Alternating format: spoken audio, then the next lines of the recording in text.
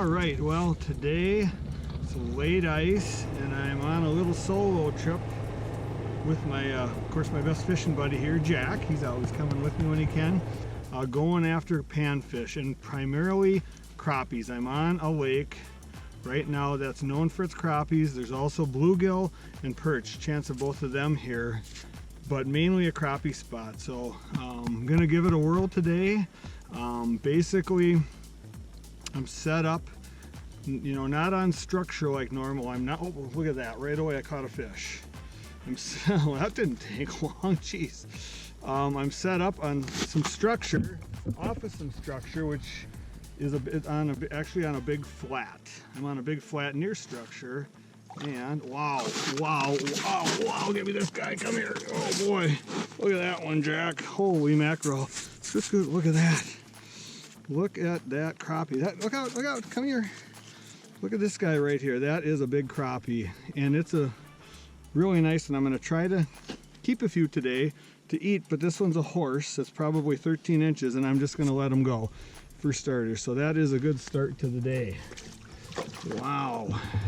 So anyhow, what I was trying to say before I got interrupted is I'm not on your typical crappie habitat you think of ice fishing. I'm not in a deep depression, a bowl, if you will, and I'm not on a weed line. I'm on a flat, and this lake has huge flats, and they're kind of sand mud flats, mostly mud, and the reason the fish are out here is for the invertebrates on the bottom. So there's bloodworms, there's mayfly larvae, and this is sort of a situation where you don't, running and gunning isn't always beneficial, right? So what I did was I fished in a spot I've actually fished in before. So I know this is a good little zone, but I'm gonna sit, and these fish are cruising all over the place. They're just roaming this flat, eating bugs, and it's an all day thing. Like right now, it's about 10 o'clock in the morning, kind of bright sun, and I'm just gonna get a fish to come through here, a fish to come through there, throughout the day. And if I'm lucky, I'll probably catch 10 or 12 fish, but they're all gonna be nice. But this is a situation where it's really nice to just stay put. So I'm gonna jig a couple different jigs with bait on, and I've got a dead stick rod over there with a big minnow, and hopefully by the end of the day I'll have a handful of nice fish, right? I like to use a couple presentations, and one is a horizontal presentation, and I'm using, this happens to be a Northland Punch jig, and I'm tipping it with a waxworm.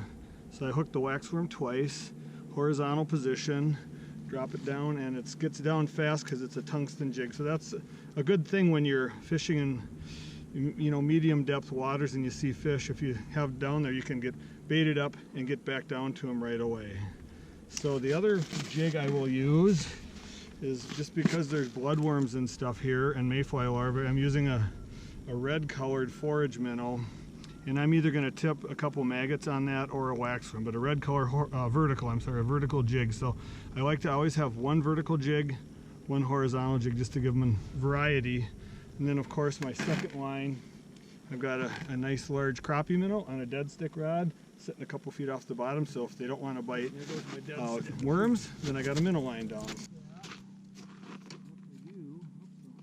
Yep, there he is, Jack. We got him this time.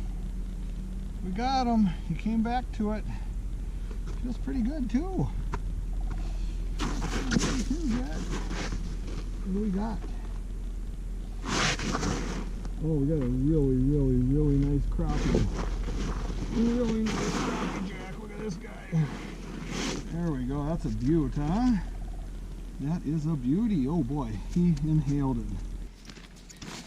The dead stick pays off, so sometimes that second line is a big deal. All right, so right now this flat I'm fishing on, it's a big area. It's more than a few football fields. It's a huge area, and like I said, you could go catch fish probably anywhere on it, but some little areas are better than others, and for whatever, you know, that's the way these bug areas are. There's some spots where there's more bugs than others, so once you fish it a few times and identify that, then you kind of figure out where the better spots on a flat to fish are. But this particular flat is in like 21 to 23 foot of water, so I'd call it a mid-depth zone. And one good thing about fishing a spot like this is, you know, if you're into selective harvest, you know, keeping a few fish but letting fish go. Like I just let that one big one go. They're releasable fish. You unhook them, look at them, take a quick picture, whatever, and you can throw them back and they'll go back. If we were in the mid, or I'd say upper 20s and into the 30s, it'd be questionable whether you could throw them back, you know, especially if they're out of the water for any length of time. So that's another thing about picking areas to fish. If you're gonna fish deep, then, you know, especially over 30 feet, I would say plan on keeping all the fish you catch, because more likely than not you're going to be killing fish. But if you're fishing less than 25, you should be in really good shape for letting fish go.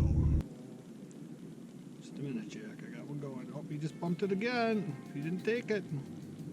There we go. I finally got him to go. Boy, that was a workout and a half. Let's see what we got here, huh? It's fighting pretty good. Maybe I'll get the deucer out of there. What do we got, puppy, huh? We got us another nice crappie. All right.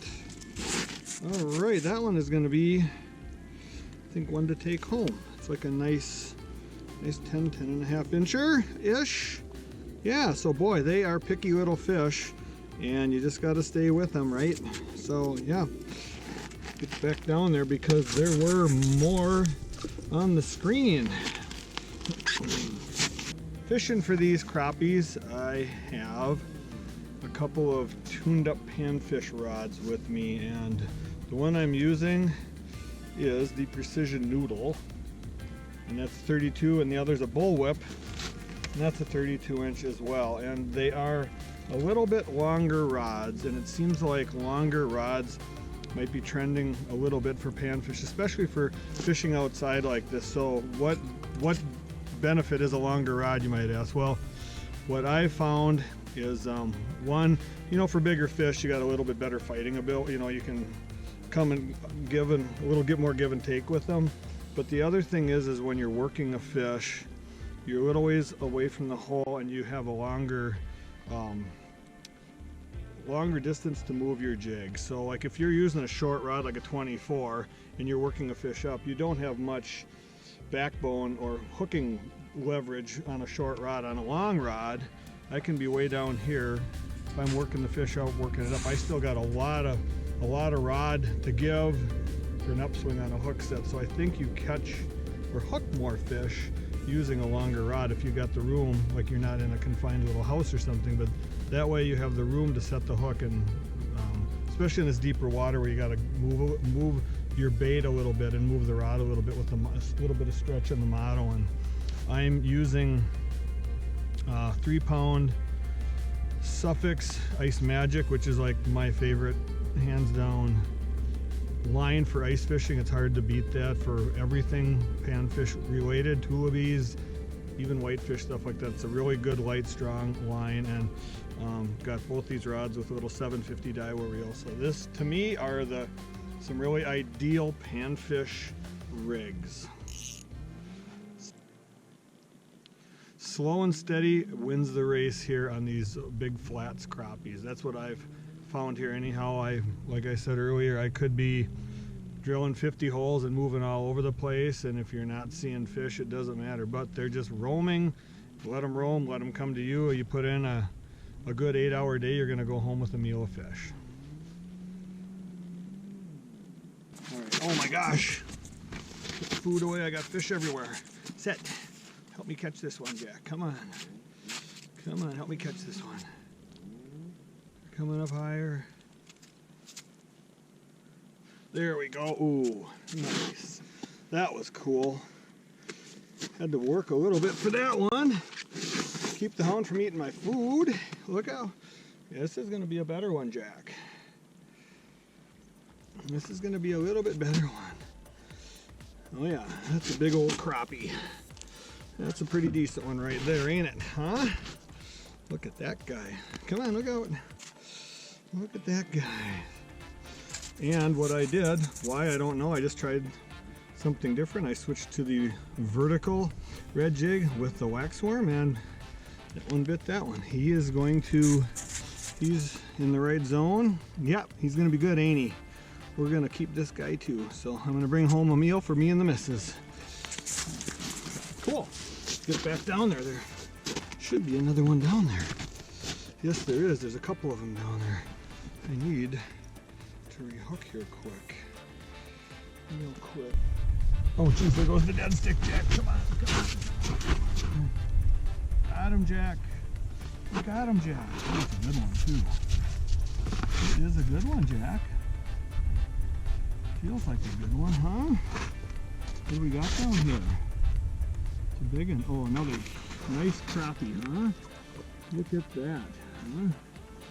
Sweet. Huh? Wow, that didn't take long. There we go. Look at that guy, huh? Yeah.